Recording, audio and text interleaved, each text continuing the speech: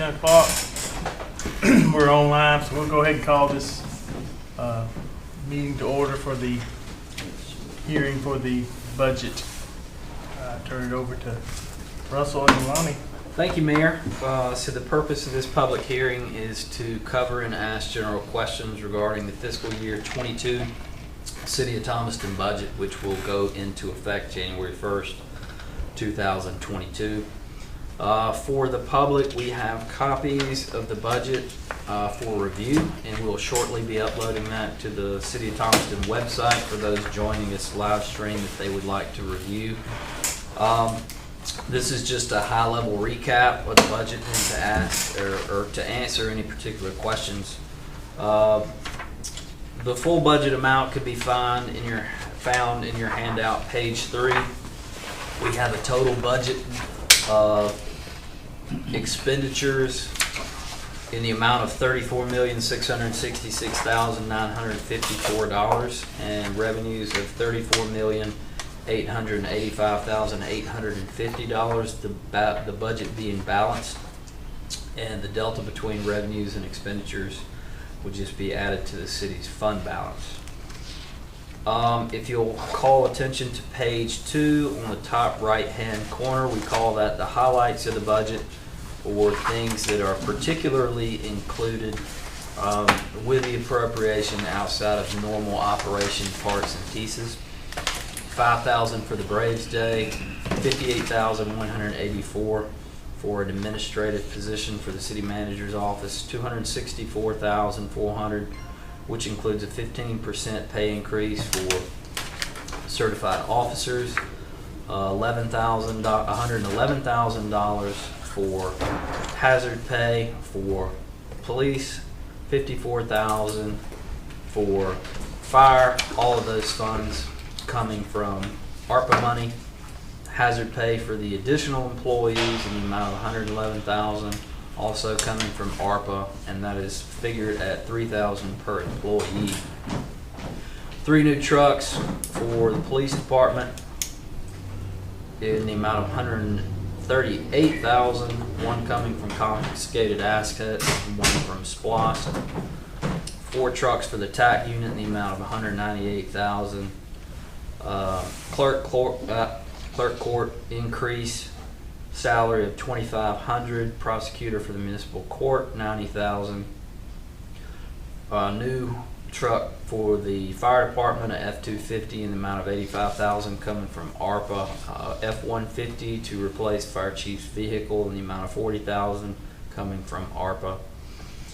Increase for salaries for certified firemen, $135,022. The Park Street Summer Program at $10,000.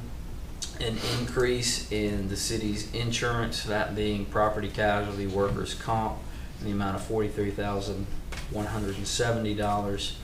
Paving and sidewalk improvements, the amount of $1,444,800. That coming from T-Splost. 4 trucks and mower for the public works in the amount of $212,000. That coming from SPLOST. Painting a water tank in $110,000. The reservoir out at Lake Thomaston dam repair in the amount of $275,000. There is a valve exercise machine for the water department in the amount of $75,000. Covered building to house equipment in the amount of $60,000, and that is to house the sewer truck during inclement and cold weather. Health insurance increase. We talked before, we've moved provided to United Healthcare beginning in January, and that increase is $132,281,000. Street sweeper in the amount of $185,000, and that will be a GMA lease. Adjustment for linemen to acquire new applicants for positions to fill vacant spots in the amount of $110,000. A 4.75% salary increase for those not denoted above in the amount of $122,289. Department head salary correction in the amount of $20,000. A GIS system upgrade, that's $60,000 with $30,000 coming from carryover, and that is to GIS inventory our electric grid. Remodel the drive-through out here, that's $40,000 coming from ARPA. The budget does include a 1.35% power cost adjustment to electric rates, and that is anticipated to generate $372,500, which will be escrowed and earmarked in a trust account for debt defeasance, and then $200,000 earmarked for a pavilion down on our downtown lot, in the amount of $200,000, and that will be coming out of SPLOST. So those are the general highlights.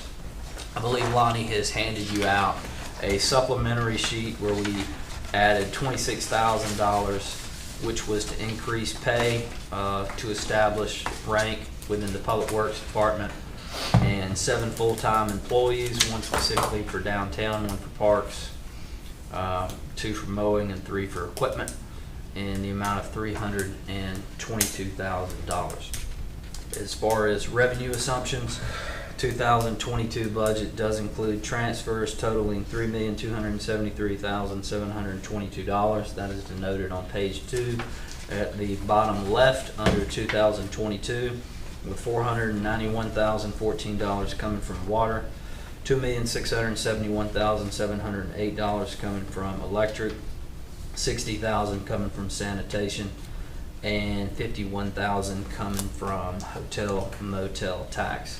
So the revenue assumptions that were utilized to balance the budget does include an and/or.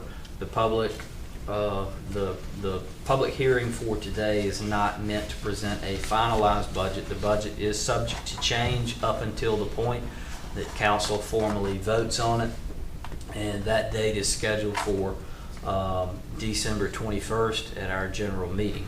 So if council has any questions or requires additional work sessions between now and then, we will certainly set those. So back to revenue assumptions, we already talked about a 1.35 power cost adjustment. This included that nets the, or excuse me, 1.35 for $372,000 for Vogel. So to balance the budget, I gave you a handout that gave you a scenario that compared and contrasted revenue generation from property taxes versus power cost adjustment associated with your electric utility. I think it's self-explanatory, but Lonnie and I will be glad to answer any of the questions from a very high level. We took the tax digest, broke it down by the classes you see on the left-hand column, and focused primarily on residential for this exercise. There is some differential depending upon the number of units you use to calculate. One was based from the tax digest, and then one was based on the number of residential utility customers, as there's not a finite counting of those lots from a tax digest standpoint. As far as residents, we gave you both. So the net 2 mil property tax based on your digest average of residential housing would be an end result to your residential customers in the amount of $63.94 per year, or $54.81 per year, depending upon the metric you use to calculate it, which averages out to a monthly increase to the average resident, the amount between $4.57 a month and $5.33 a month. Russell, what Yes. was the difference in the metric, the 3405 versus 3972? All right, so 3972 is the number of electric customers you have. 3,405, you'll see up there at the top, that is the number of residential structures that we had on the tax digest. So the question was whether, well, we know we got 3,900 residential customers, but the tax digest is showing 3405. It's probably somewhere in between, and there's a lot of intricacies that could dictate why one might be. Maybe you have a resident that has 2 services at their house, right? So it could be that. So we wanted to calculate it both ways to give you a overall projection so that you could look at it both ways. From a power cost adjustment standpoint, we tried to do the same thing for electricity we took our budget from MEAG and we looked at our total residential billing units of what we anticipate to sell of 45,877,086. That was then divided out by the average number of counts we have to give us a monthly average consumption for residential customers at right at 1,000 kilowatt hours. Then we applied the revenue needed to the power cost based on the average household, and you can see that heading, if you flip the page down there on, I think it's green, you see average household, the with Vogel and the without Vogel. So we gave you two scenarios, right? Because when we look at the electric rate, we have to look at what we're going to fund Vogel and then what portion of the power cost adjustment would be utilized to balance the budget. To compare and contrast, it's really not fair to look at the with Vogel number when you're applying that to the metric of property taxes, because property taxes would not be used to offset the what we owe in bond fees. So the number is $2.03 without Vogel to generate the revenue necessary to fund the budget. And Russell, when you say without Vogel, you're talking about making no increase to try to keep up with. No, so the total PCA would be the $494. Right. But when you compare and contrast property tax and electricity to fund the budget, you have to take the Vogel piece out anyway. You're gonna do that anyway. You're gonna do that anyway. If you raise taxes, you're gonna put the Vogel piece in, right, to do the Vogel. So when we were trying to compare the 5 a month to the 2 a month or whatever the number was, you know what I mean, we felt like we should look at it without. But we wanted to show you here Right. the total impact. So. Because I didn't want you to go, oh, we only went up on bills $2 a month when you really went up $5. Because if you had the Vogel piece in, you're going up $4.94 a month. So it needs to be looked at. But if you're trying to compare the two scenarios, I wanted it in there without it. If that makes sense. Shalani did a really good job putting these scenarios in the budget together. He also gave you a comparison between Thomaston, Upson EMC, Georgia Power, and the city of Griffin, as a comparison of summer rates and winter rates, what those actual costs per kilowatt hours are.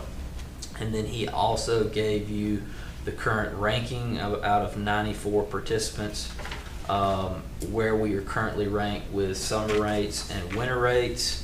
And then alternatively, what those rankings would go to if you move the power cost adjustment under various scenarios. Meaning, if we only funded the Vogel portion of the power rate, you would move from 11 to 17, and in the winter you would move from 26 to 35. And correspondingly, if you added the budget piece in conjunction with the Vogel debt piece of your power cost adjustment, you would move from 11 to 21 in the summer and 26 to 37 in the winter. Now that is a total cost. I don't know how the Public Service Commission computes those rates, because I know on Georgia Power's bill, the actual rate doesn't include their coal ash recovery charge or their nuclear recovery fee. Those are actually broke out as set aside. So depending on how you look at to compare and contrast, you could either include or exclude that. Is the nuclear recovery fee probably their portion to cover the Vogel? Yeah. Yeah, they just add it on. But we don't know if it's in the rate when they give these rates, right? Is it just the rate, or are they including that? Or do they add that on extra to everybody's bill? And they don't, it's kind of deceptive in this thing. If it's not, we don't know. So. Yeah, I don't think you do, because you also pay a municipal franchise fee on your power bill, and I don't think that's calculated in your rate either. Is there any way possible, as far as this power cost adjustment, is there any way we could possibly do that every other year? Sure. Would that put us that Sure. far behind? Because I mean, you know, we got a $2.03 increase for the So I would electric rate. So I would offer this. So we have built a model based on long-term debt that is based on a 10-year projected revenue forecast from MEAG. that revenue forecast changes annually. I anticipate when Lonnie and I and the mayor sit down on December 15th with MEAG to go over the final budget, these numbers are going to change, right? Because a lot of your cost and your budget is dictated by the generation cost of the resources necessary to fire those turbines. Gas prices go up, your budget changes, right? So all that's factored in. Needless to say, when we calculate the model and give you projected power cost adjustments, that is recalculated annually. But the model is predicated on a compounding annual change to your power rate. So for every year you miss, you got to make it up the next year. So if it needed to go up 3 cents next year and we decided not to, Just it goes six up next 3 more cents next year, you would have to go up 6 cents that second. Because you would have to recapture the revenue you lost without raising in the subsequent year. And I understand that, but I think there's just quite a bit to the $2.06 on the electric, but on the electric bill, and then this. And we're not saying that's how we should fund it, right? So we gave you a balanced budget that includes a lot of stuff and it has a lot of revenue assumptions. The ask for appropriation can come down, or you can pick and choose a hybrid method between property taxes and utility fees. You can choose all utility fees, you can choose all property taxes, and that was the point of the exercise in providing this data. If additional revenue generation is required, if everything we talked about in the highlight comment section of the budget is included. Do you have any guess that if you went up 1 mil on the tax and put the other burden on the power, do you have any guess as to what the increase on the power? I mean, we got it. It just seems like we got to look at it, including Vogel, unless we're just going to ignore that. And I understand that. Is there any guess? Yeah, I mean, if you went up, I could calculate it real quick here. Let me go over one thing before we go that we haven't touched on. So at the bottom of that sheet, under the electric stuff, and Russell didn't answer this was something I kind of added because this is something that I track. So I added the water, okay? So it's not through the Public Service Commission, but there was, is it North Carolina, Russell? Is it North Carolina? University of North Carolina at Chapel Hill keeps up with water rates and things. Because to me, when we're talking about utilities, right, you get water, sewer, and electricity on your thing. So we're always talking about we're bottom third or middle of the road with electricity. But when I looked at the water rates, and I just added some cities around here. So this is for, per month for 5,000 gallons usage. In Thomaston, you pay $43.65, and you can see what you pay in these other cities. So out of 482 people, we were the 418th expensive one on the water side. And it's because we have all the sewer issues, right? So all these years they've had to go up to pay for sewer stuff. But to me, that's important because you say, oh, well, we're bottom third of this. Yeah, but we're top third or top whatever in water. And that to me it's just something I want y'all to keep in mind because we always talk about electricity and don't really ever deal with water. And to me, it's always one of these things. That hits the sewer bill as well because you get it double. That's right. So you get water and the sewer. And so that is something that I don't know that y'all ever even looked at or what we've looked at. But, out of these cities, when you look at Barnesville, Zebulon, Griffin, all the way around, Zebulon's higher than us and Woodbury was higher than us. But, all of these other ones are. The problem, I guess, is what I'm saying is when you look at, if I'm going to compare us to a Fayetteville or a Barnesville or a Zebulon or something, there's a lot of pieces, right? There's a lot of stuff happening there. Some have higher taxes, some have whatever. And I am attempting to do that. I'm trying to put something together that looks at police budgets, fire budgets, all of these budgets for next year as we start talking about joint projects and what their taxes are and electric rates. And I'm really trying to do an analysis for me and Russell to look at to see if they're is what we're doing in our police department, is that what everybody's running into? And how does that work? And what does it, when I look at say a Barnesville's police department divided by the number of officers they have, what does that come out to versus ours? But anyway, I wanted you to have a feel of the water bill as well on the electric side. But to your question, I can look at it real quick.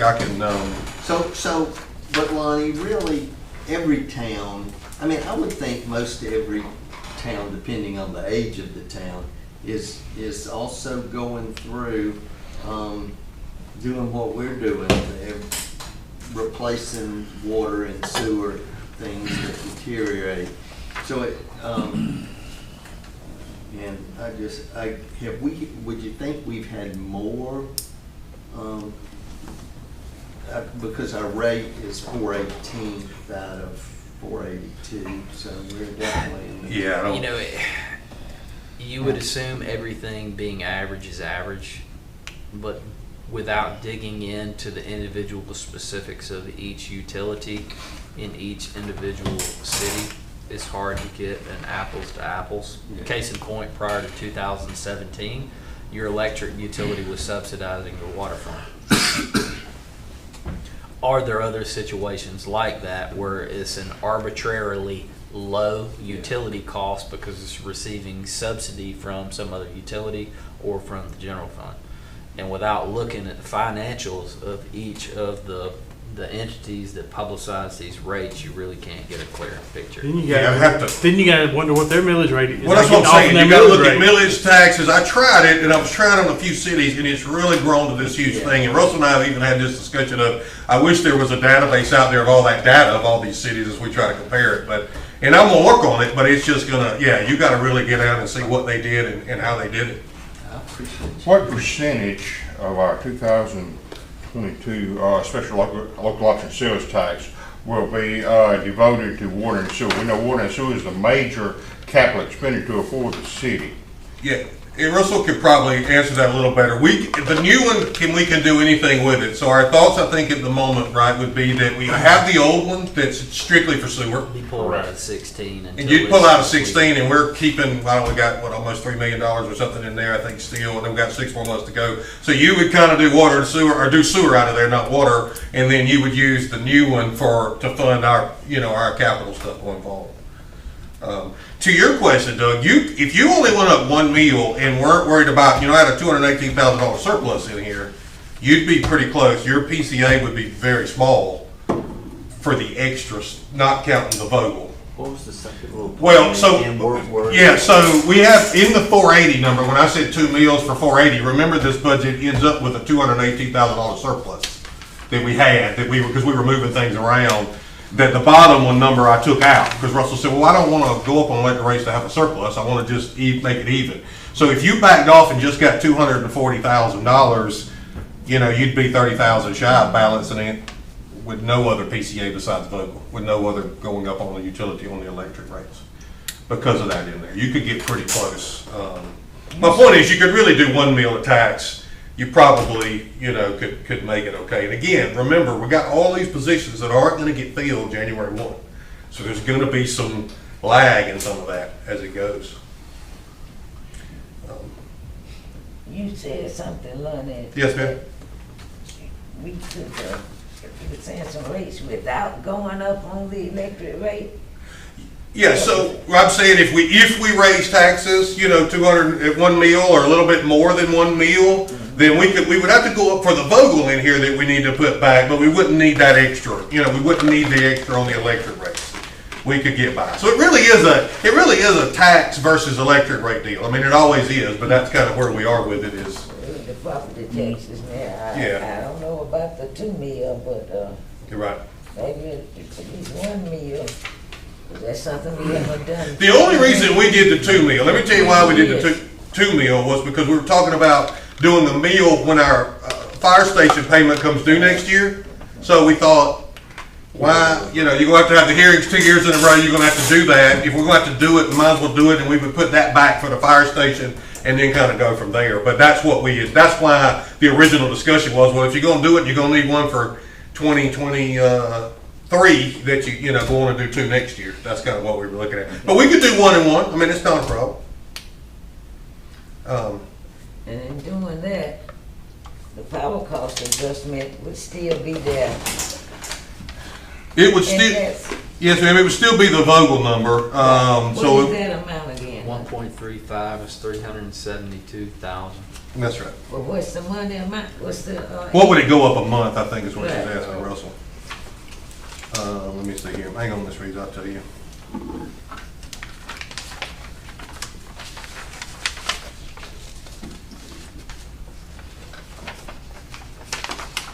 would be the .003063 Russell times the 948 used, right? $3 a month per Yeah, thousand. $2.90 a month per thousand, per 948 that they use.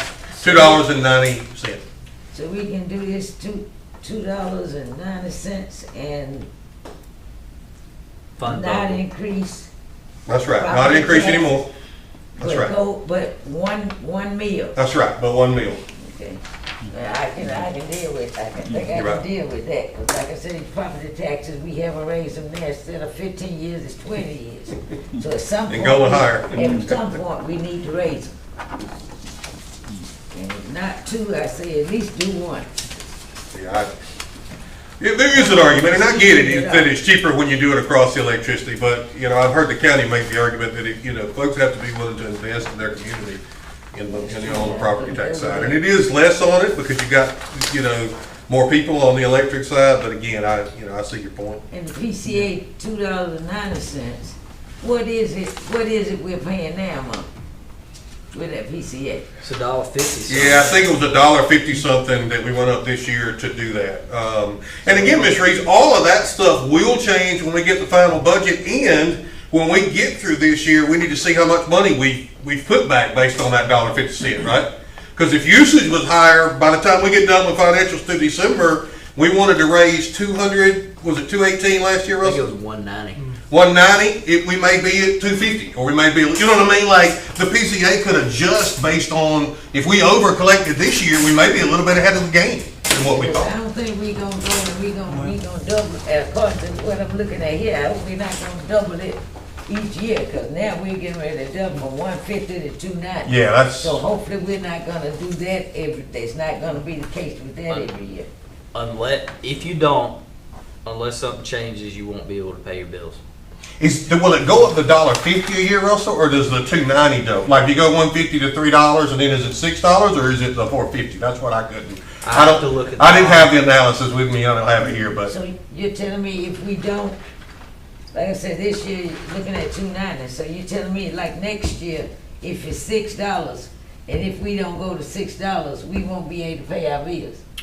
Not your bills and. Yeah, not our- Right, not right, I understand, but that when bill the- you're when the- talking when about. the- When the bond debt comes due. Okay, oh, well, I mean, and I understand that, but that's something, then, how to live with that, so yeah. I know Ms. Reed, she asked, she Yeah. made the statement that property tax hadn't been up in 20 years, but how long has it really been since we raised property tax? We have never raised them. This body has, not since I. 2012 or something like that, man? When?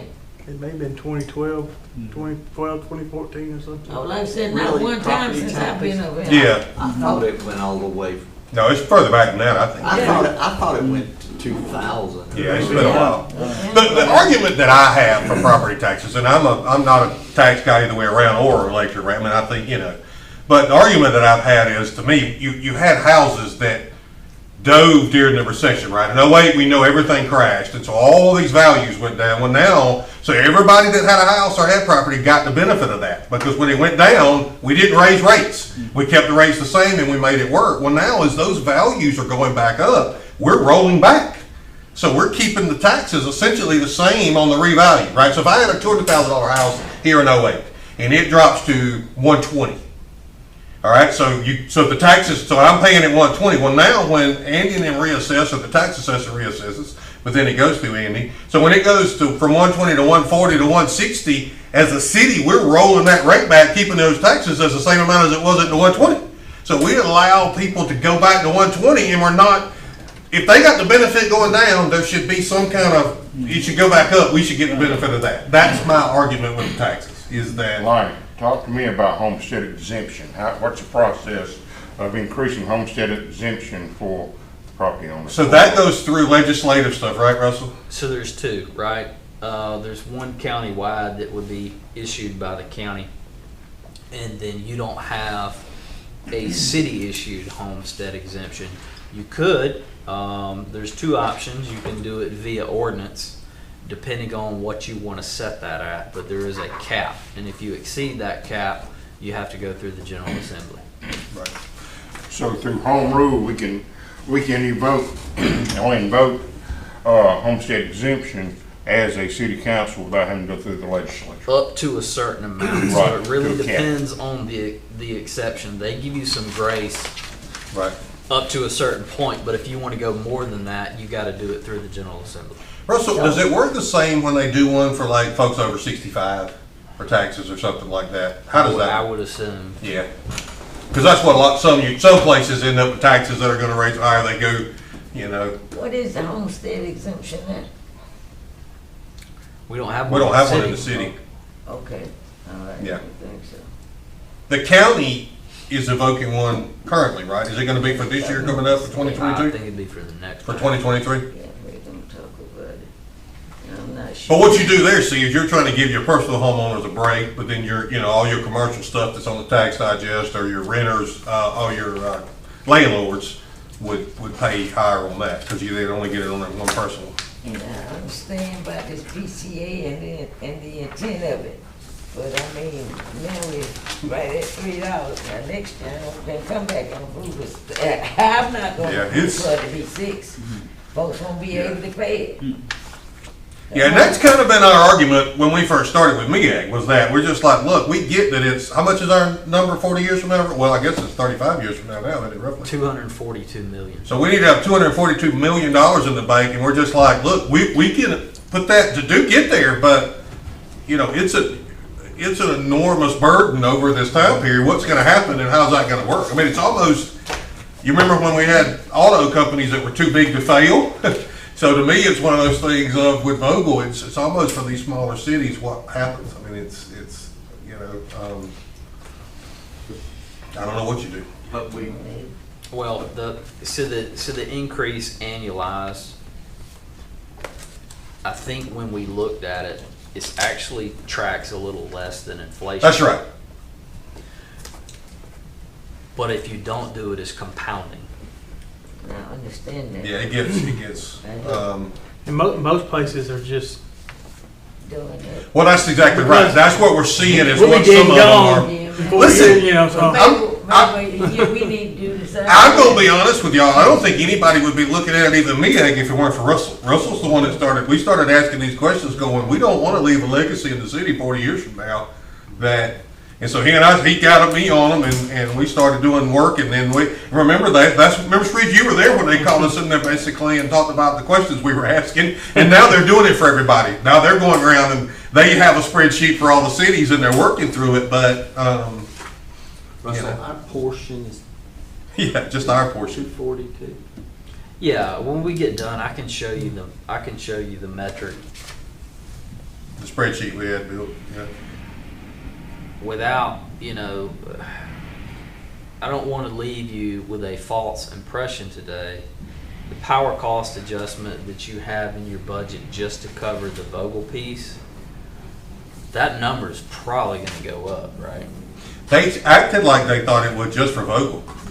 By the time they get done with their final budget, they weren't sure. Our only thought was maybe we've over collected this year. The one we put in place, maybe we've got some money and we don't need to go up as much. We But gotta have a budget. We gotta get Yeah, it done. we've gotta These get that are the done. best numbers we have, but they're cautioning us saying Vogel overruns, time delays, natural gas prices, commodity cost. Your budget's probably going to change. So I think y'all talked about, or the board voted on the finalized budget, I think late November, and our rep's scheduled to be here on December the 15th. to talk about it. Yeah, but Vogel's a big, we've talked about even trying to have some public hearings or do a series of articles for the paper to let the public know. It's a challenge for sure over the next 10 or 15. Yeah. The other option is we could all have a 20 or 30 year plan to bail, but I don't think that's what we want to do. Russell and I said we could retire in 20 years and then just y'all could have it and worry about your 40 million then. But 242 million then. But no, I think it's it's something we got to do. We just got to kind of figure it out. So Yeah, like I said. Look at that. Well, we kind of lived off the electric yeah. for years and years, and now it's kind of time to pay the piper a little bit.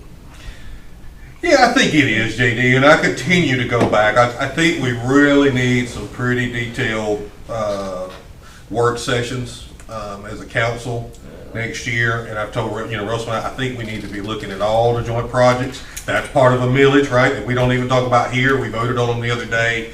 We need to take all of our departments. There's some big issues as we get going on what we're gonna do and how we define ourselves as over the next, say, 10 years and what we're gonna look like. And Have we ever had a public hearing, I don't know if you call it a public hearing or just a citywide meeting as it relates to this PCA so that the public can know what it is and how we're going about it? Well, we talked about it, right, but I don't think we've ever done anything, but y'all did have Cho come to a council meeting. yeah, that was Yeah. as part of the rate study in 2016 or 17, but nothing formally Yeah. on the But I power. think bill. we- And I good. think that's what we need to do. And that's what, another thing, like, we'd like to put it, I don't know, Yeah. I'd like to have it on the bill where that money is, Yeah, so when we get our new bills next year, when we go to the new system, those will be built out in March, we're gonna figure out, A way to show it. Wait. did we show us break how we that look part at it. out at the bottom and go, look, this is for this money and we're earmarking it? $2 and is then- going to this, okay? Yeah, and then, we kind of show it a little better, but I kind of agree with you, Ms. Reeves. My only concern with the public hearing, I think we do that. The reason I brought out the newspaper, I think, me and Russell are both, we need to, not everybody's gonna come to that public hearing. They're not even gonna pay it any attention, right? So I think we gotta figure out, there really needs to be some kind of campaign drive if we're gonna be doing this. How do we do it? It's a complicated It's stuff. very complicated. That you gotta somehow, You gotta break it down where folks can how do you make understand it. Right. it simple enough that you don't get into a bunch of calculations and people say, can't think about that. Yeah. And I think I can do that, and Russell and I can put that together, but, The bottom line is, something's being built and hasn't yet been finished, and the costs continue to rise, and at some point, the bill's gonna be presented to the homeowners. Yeah. That's gonna say, now it's going a permanent Yeah, loan. here you are. And here's your principal and interest, and our portion could be 242, or it could be 282. Right. I I think the one thing for me, Russell and I talked about this as well, is I want to see what the new rate study that comes out. I want to see if we're still at the same rate. Like if we go up, we're saying, oh, you're going to go up to, all of a sudden you'll be 37. Well, that's assuming everybody keeps theirs the same. Did everybody else go up the same? Is everybody else tracking inflation? When we looked at this for y'all before, talking about rates, I think a year or so ago, Georgia Power's rates over the last 10, 15, 20 years had completely tracked inflation. When they've gone up 2, 3, 4% a year, every year on their rates. And we didn't. We were up here, then we dropped them, for years before we all got here, and then we've kind of done this. And we almost had no rhyme or reason to do it, where Georgia Powers were just a steady increase. So I'm anxious to look at this again when we get a new rate study and see how that looks. And we reproject this every year. Every year we look at it, So yeah. we don't live and die by the document. Every time we get new good data, we plug it in and we We look recalculate. at it. And I know we don't have to do what other cities are doing, but are there any other cities that are doing it this way, that have started to collect this way? There are cities There that are. have generation trust accounts. How they choose to fund them, I don't know if it's based on some model that they've created Or just or inflation, like, based on inflation or what, so I don't You understand. said generation trust They account? call it a generation trust account where they're putting money back like we're talking about doing. So- What does Georgia Power call theirs? You said it, Nuclear recovery, and then they got one for coal ash, and they got all kind of stuff on there. 35% of my bill is not tied to what I use. Yes, yeah. So we think they are, Ms. Reeves. We know that there's a bunch of other cities that are asking MEAG about this, and I do know they presented the same thing. But I'd have to talk to them, or we'd have to, kind of get involved and see And is what. he gonna be here the 15th, did you say? Holly will probably be here, correct? Yeah, Holly will be here, the rep. So my only thing is with this power cost adjustment, as I said, we need to have some public hearings or just, town hall meetings or something so we can put it out there. At least we would have put it out there, and if they don't come, so be it. But at least put it out there and let them give them an opportunity to come in and know what it is and how we're going about doing it each year.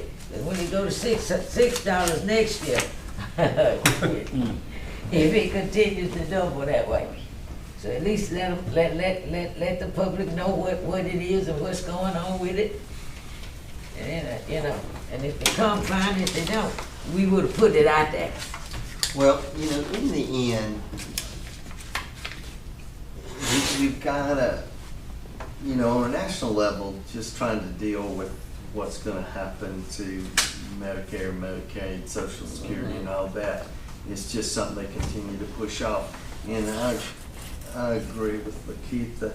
We at least need to be as honest and transparent and say, look, we don't really know where this is going to end up, but we're doing our best to say, here's what it is, and here's why we think that if we have a Vogel sinking fund, that we're going to put money in, and we want to put it on your bill so that's what that is.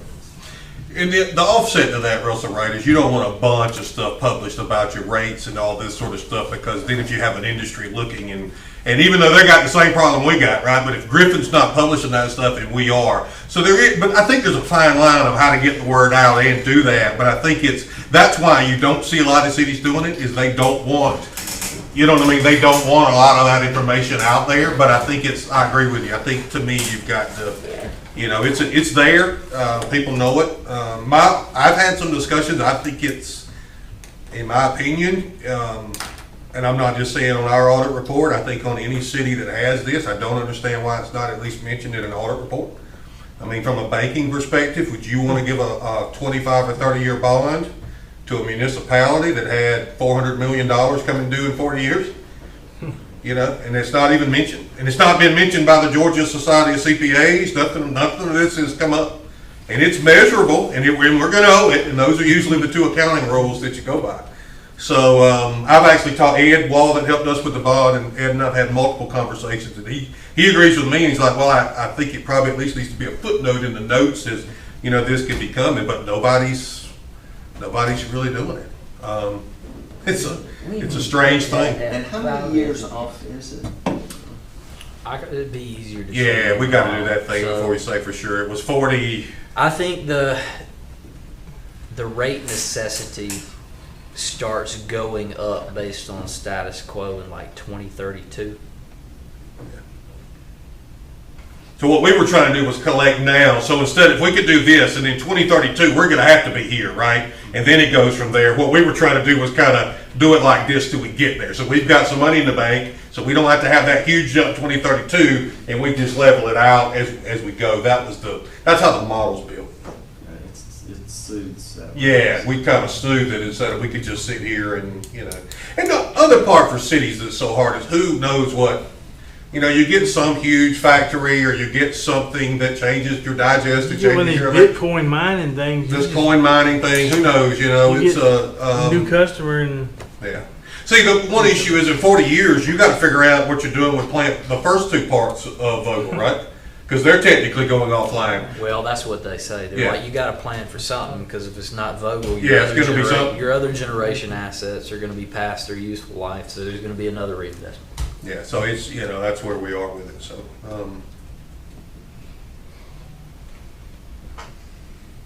But it's a challenge for sure. When's the next hearing?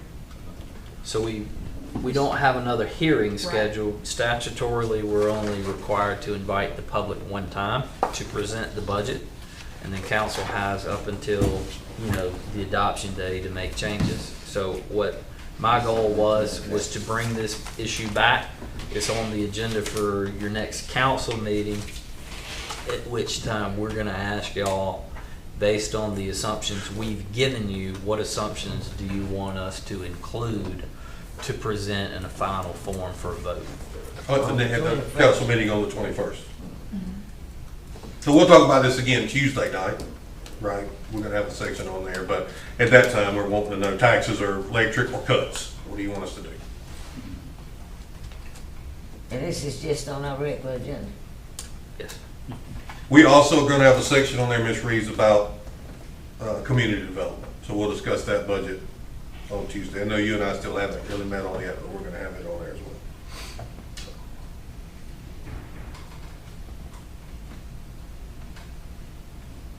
Thank you for the work, all the work you did, and thank you for the part about the water.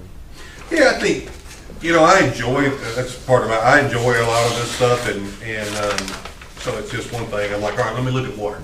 We hadn't looked at water, let's see how that does. And so, 5,000 gallons though is definitely. yeah, it's a lot, yeah, I mean, but it's, I mean, the normal household here, I would say that I see is, just for a residence, would be 2,000 to 3,000, 4,000, but you know, it was either 1, 5, or 10. Well, I didn't want to go to 10, but 1 seemed a little low on what we were looking at, so I just used the 5. Okay. That's all I got, Mayor. Anybody got anything else? If not, motion to close this public hearing. Sure. 7. All in favor, say aye. Does it sound like this ball's about to fall? You hear that? I hear a tickle or something. I didn't hear that. Yeah, go cut it. Before you do. You hear that? You hear that? Somebody's doing something up there. Mr. Thompson. Sounds like the wall's gonna fall. Russell, honey, thank you for all you do. Yeah, just want everybody to have the whole picture, you know, that's my goal with it. Yes, ma'am.